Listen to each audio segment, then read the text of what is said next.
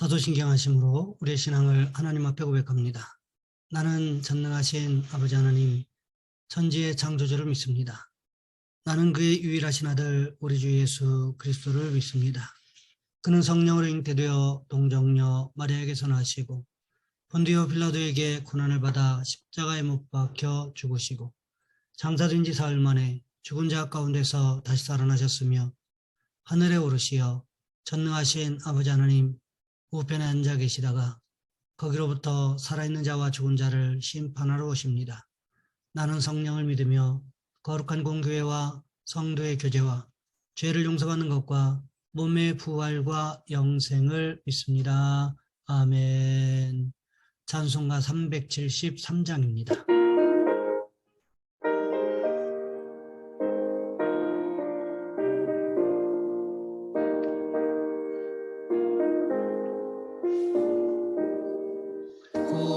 고요한 바다로 저 천국 향할 때 주 내게 손풍 주시니 참 감사합니다. 큰 물결 일어나 나 쉬지 못하나 이 풍랑으로 인하여 더 빨리 갑니다.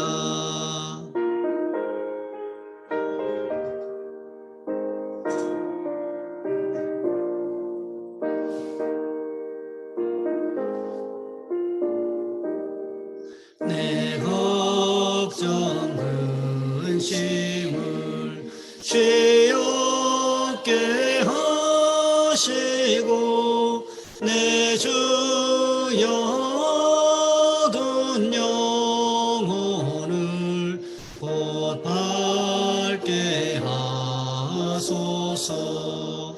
이 세상 오락한 주 뜻을 본받고 내 몸이 후지 없을 때 큰 믿음 주소서. 아멘. 오늘 말씀 역대상 17장에서 보겠습니다. 역대상 17장 1절로 15절까지 말씀입니다. 제가 가진 성경은 구약 성경 638쪽에 있습니다. 제가 봉독해 드립니다. 다윗이 그의 궁전에 거주할 때에 다윗이 선지자 나단에게 이르되 나는 백향목 궁에 거주하거늘 여호와의 언약궤는 휘장 아래에 있도다. 나단이 다윗에게 아뢰되 하나님이 왕과 함께 계시니 마음에 있는 바를 모두 행하소서. 그 밤에 하나님의 말씀이 나단에게 임하여 이르시되 가서 내 종 다윗에게 말하기를 여호와의 말씀이 너는 내가 거할 집을 건축하지 말라. 내가 이스라엘을 애굽에서 올라오게 한 날부터 오늘까지 집에 있지 아니하고 오직 이 장막과 저 장막에 있으며 이 성막과 저 성막에 있었나니 이스라엘 무리와 더불어 가는 모든 곳에서 내가 내 백성을 먹이라고 명령한 이스라엘 어느 사사에게 내가 말하기를 너희가 어찌하여 내 백향목집을 건축하지 아니하였느냐고 말하였느냐고 또한 내 종 다윗에게 이같이 말하라. 만군의 여호와께서 이처럼 말씀하시기를 내가 너를 목장 곧 양떼를 따라다니던 데에서 데려다가 내 백성 이스라엘의 주권자로 삼고 내가 어디로 가든지 내가 너와 함께 있어 내 모든 대적을 내 앞에서 멸하였은즉 세상에서 존귀한 자들의 이름 같은 이름을 내게 만들어 주리라. 내가 또 내 백성 이스라엘을 위하여 한 곳을 정하여 그들을 심고 그들이 그곳에 거주하면서 다시는 옮겨가지 아니하게 하며 악한 사람들에게 전과 같이 그들을 해치지 못하게 하여 전에 내가 사사에게 명령하여 내 백성 이스라엘을 다스리던 때와 같지 아니하게 하고 또 내 모든 대적으로 내게 복종하게 하리라. 또 내게 이르노니 여호와가 너를 위하여 한 왕조를 세울지라. 내 생명의 연한이 차서 내가 조상들에게로 돌아가면 내가 내 뒤에 내 씨 곧 내 아들 중 하나를 세우고 그 나라를 견고하게 하리니 그는 나를 위하여 집을 건축할 것이요 나는 그의 왕위를 영원히 견고하게 하리라. 나는 그의 아버지가 되고 그는 나의 아들이 되리니 나의 인자를 그에게서 빼앗지 아니하기를 내가 내 전에 있던 자에게서 빼앗음과 같이 하지 아니할 것이며 내가 영원히 그를 내 집과 내 나라에 세우리니 그의 왕위가 영원히 견고하리라 하셨다 하라. 나단이 이 모든 말씀과 이 모든 계시대로 다윗에게 전하니라. 아멘. 오늘 본문의 말씀을 가지고 다윗의 순종이라는 제목으로 함께 말씀을 살펴보겠습니다. 헨리와 리처드 블랙컵이 부자가 쓴 하나님 음성에 응답하는 삶에 나오는 이야기입니다. 내가 처음 집례한 장례식은 귀여운 3살짜리 여자아이의 장례식이었다. 그 아이가 태어나던 때가 기억난다. 우리 교회 한 부부의 첫 아이였다. 조부모에게는 첫 손이기도 했다. 그러나 불행히도 아이는 버릇없이 자랐다. 어느 날 그 집에 신방 가서 보니 아이는 부모의 말을 대놓고 무시했다. 오라고 하면 갔고 앉으라고 하면 일어섰다. 부모는 그런 행동을 그저 귀여워했다. 그들은 아이의 익살스러운 행동에 배꼽을 잡고 웃곤 했다. 어느 날 어쩌다 그 집 앞마당 문이 열려 있었다. 딸 아이가 마당을 빠져나가 길 쪽으로 가는 것이 부모 눈에 띄었다. 무섭게도 저쪽에서 차 한 대가 달려오고 있었다. 딸 아이는 주차해둔 2대의 차 사이로 빠져나가 차 쪽으로 달리고 있었다. 안 돼! 돌아와! 부모가 한 목소리로 어린 딸에게 외쳤다. 아이는 잠깐 서서 부모를 보고 씩 웃더니 다시 돌아서서는 달려오는 차 쪽으로 곧장 뛰어들었다. 차는 아이를 세차게 들이받았다. 기겁한 부모가 허겁지겁 어린 딸을 병원으로 옮겼으나 아이는 결국 죽었다. 부부가 외동딸의 죽음 소식을 듣던 순간 나도 병실에 같이 있었다. 장례식에서 터져나온 통곡은 그야말로 단장의 비애였다. 생전 처음 인도한 그 장례식을 나는 지금도 잊지 못한다. 왜 이런 비극이 일어났을까요? 아이에게 부모의 목소리가 들리지 않았을까요? 그렇지 않습니다. 부모의 음성을 들었으나 순종하는 훈련이 되어 있지 않았기 때문이었습니다. 그렇습니다. 자녀가 부모님의 말씀에 순종해야 하는 것처럼 우리도 하나님의 말씀에 순종하는 훈련이 되어 있어야 한다는 것입니다. 하지만 그렇지 못한 경우들이 의외로 많이 있다는 거지요. 그럼에도 불구하고 오늘 본문에 보시면 다윗은 하나님의 말씀에 순종하는 훈련들이 잘 되어 있었던 것을 볼 수 있게 됩니다. 다윗이 하나님의 법궤를 예루살렘 성으로 옮겨 놓았습니다.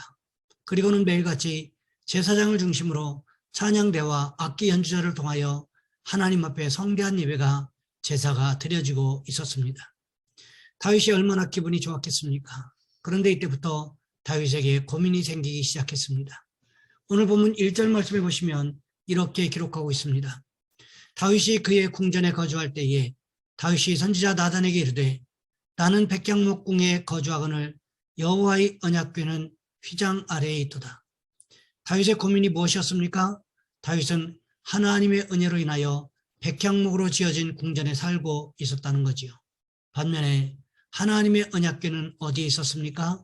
다윗이 준비해 놓은 휘장, 그러니까 성막 안에 있었다는 것입니다. 그러다가 보니까 자연스럽게 성막과 백향목으로 지어진 궁전이 비교가 되더라는 거지요. 하나님의 법궤가 머무는 성막은 초라한데 자신이 머무는 궁전은 너무 화려해서 하나님 앞에 죄송하기도 하고 미안한 마음도 여전히 있었다는 거지요. 이런 생각을 다윗 혼자서 마음에 품고 있다가 어렵사리 나단 선지자에게 털어놓았다는 거지요. 사실 이런 마음을 다윗이 가지고 있는 것만도 대단하지 않습니까?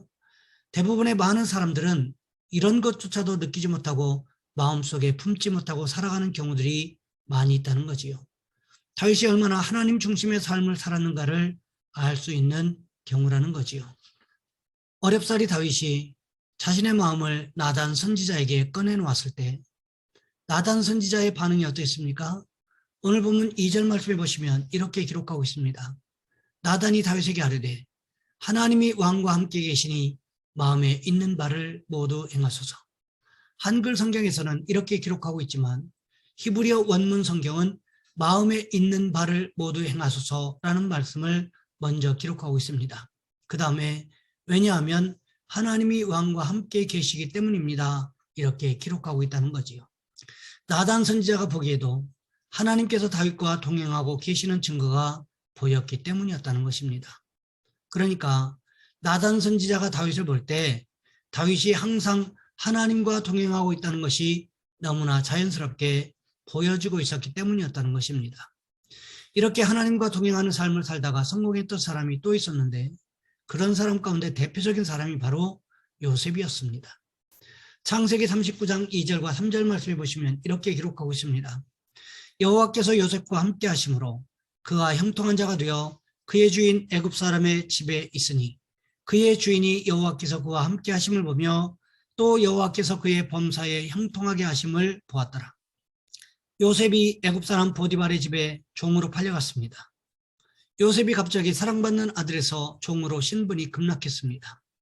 얼마나 힘들고 어려운 상황이었겠습니까?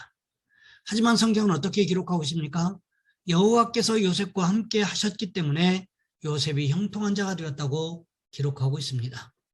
이 모습을 누가 지켜보고 있었습니까? 주인 보디발이 지켜보고 있었다는 거지요. 보디발이 요셉을 지켜보면서 내린 결론이 무엇이었습니까? 요셉이 섬기는 하나님이 항상 요셉과 함께하고 계심을 알았다는 것입니다. 그뿐만이 아니었습니다. 요셉과 함께 하신 하나님께서 요셉을 형통하게 하신다는 것을 깨닫게 되었다는 것입니다. 그러자 무슨 일이 일어났습니까? 종에서 갑자기 가정 총무가 되는 일이 벌어졌다는 것입니다. 왜 이런 일이 일어나게 되었을까요? 힘들고 어려운 중에서도 극심한 고난 가운데서도 요셉이 하나님과 동행하기를 게을리하지 않았기 때문이었다는 것입니다. 다윗을 생각해 보시기 바랍니다. 다윗이 왕이 되기까지 얼마나 힘들고 어려운 상황을 겪어왔습니까? 유다 지파의 왕이 된 이후에 통합 이스라엘의 왕이 되기까지 또 법궤를 예루살렘 성으로 옮겨놓기까지 수많은 우여곡절들이 있었던 것을 누구보다도 나단 선지자가 잘 알고 있었습니다. 하지만 나단 선지자가 그 모든 모습을 바라보면서 내린 결론은 무엇이었습니까? 그것이 바로 오늘 본문 2절 말씀에 기록된 하나님이 왕과 함께 계시니라는 말씀 가운데 포함되어 있는 것입니다. 이것은 무엇을 의미하는 것일까요? 이미 다윗은 어떤 상황 가운데서도 어떤 환경 가운데서도 하나님의 말씀에 순종할 준비가 되어 있었음을 의미하는 것입니다. 하나님과 동행하기 위해서 우리가 가장 먼저 해야 할 것이 무엇입니까? 하나님의 말씀에 순종하는 것 아니겠습니까? 하나님의 말씀에 순종할 준비가 되어 있지 않으면 어떻게 하나님과 동행할 수가 있겠습니까? 이것은 사람과 사람 사이에서도 마찬가지일 수 있습니다. 내가 누군가와 동행하기 위해서는 다른 사람의 말에 귀를 기울일 준비가 되어 있어야 한다는 것입니다. 그렇지 않으면 결국 의견 충돌이 일어나게 되고 싸우고 헤어지게 되는 경우들도 생길 수가 있기 때문에 그렇습니다. 그런 면에서 보면 다윗은 이미 하나님의 말씀에 귀를 기울일 준비가 되어 있었고 하나님의 말씀에 합당하게 살려고 하는 준비가 되어 있었던 것 같습니다. 이것을 누가 알아보았습니까? 나단 선지자가 알아보고 있었다는 것입니다. 바라기는 우리도 하나님의 말씀에 순종하기 위한 준비를 하면서 살아가는 축복이 있으시기를 주님의 이름으로 부탁을 드립니다. 이 시간 우리 한 목소리 함께 기도하겠습니다. 하나님, 우리도 하나님의 말씀에 순종하기 위한 준비를 하면서 살아가는 삶이 되게 도와주옵소서.